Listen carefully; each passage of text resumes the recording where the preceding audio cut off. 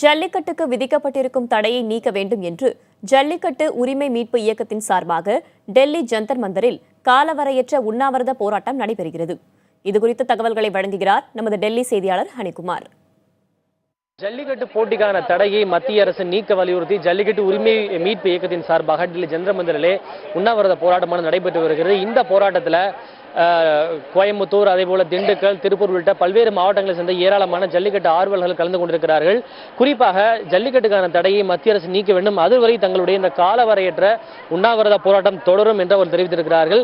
மேலும் மத்திய அரசு ஜல்லிக்கட்டு போட்டிக்கான தடையை நீக்க வலியுறுத்தி தங்களுடைய முழக்கங்களையும் எழுப்பி வருகிறார்கள். தங்களுடைய கைகளில் பதாகைகளை ஏந்தியபடி தங்களுடைய கோரிக்கையை வலியுறுத்தி வருகிறார்கள். இவர்களுடைய இந்த கோரிக்கை குறித்து ஜல்லிக்கட்டு உரிமை மீட்பு இயக்கத்தின் சார்பாக ஒருங்கிணைப்பாளர் திரு பிரபாகர் இது குறித்து கேட்கலாம். சார், மிஸ்டர் பிரபாகர், அதாவது உங்களுடைய கோரிக்கை என்ன? ஜல்லிக்கட்டுக்கான தடையை நீக்குவதில் மத்திய அரசு என்ன பண்ணணும்னு நினைக்கிறீங்க? எங்கள் கோரிக்கை தமிழகத்தின் பாரம்பரிய ஜல்லிக்கட்டு தடையை நீக்க வேண்டும். மத்திய அரசு உடனடியாக அவசர சட்டம் பிறப்பிச்சு இது நிரந்தர பாதுகாப்பு வழங்க வேண்டும். எங்கள் கோரிக்கை. மத்திய அரசு என்ன சொல்லியிருக்காங்கன்னா, இந்த வழக்கு உச்சநீதிமன்றத்தில் வழக்கு விசாரிக்கப்பட்டு தீர்ப்பு ஒத்திவைக்கப்பட்டிருக்கு. உச்சநீதிமன்றம் என்ன மாதிரியான தீர்ப்பை கொடுக்குறாங்களோ அதை பொறுத்து தான் அடுத்த கட்ட நடவடிக்கை இருக்கும்னு மத்திய அரசு பல காலகட்டங்களில் சொல்லிட்டு இருக்காங்க. அப்படி இருக்கக்கூடிய சூழலில் இந்த ஜல்லிக்கட்டுக்கான தடையை நீக்கணும் அப்படின்னா மத்திய அரசு என்ன பண்ணணும்னு நினைக்கிறீங்க?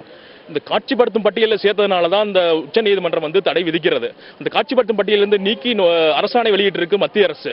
இப்போ அவசர சட்டம் பிறப்பித்து நிரந்தரமான ஒரு பாதுகாப்பு வழங்கினா மட்டும்தான் இது தொடர்ந்து நடைபெறும் சொல்றேன்.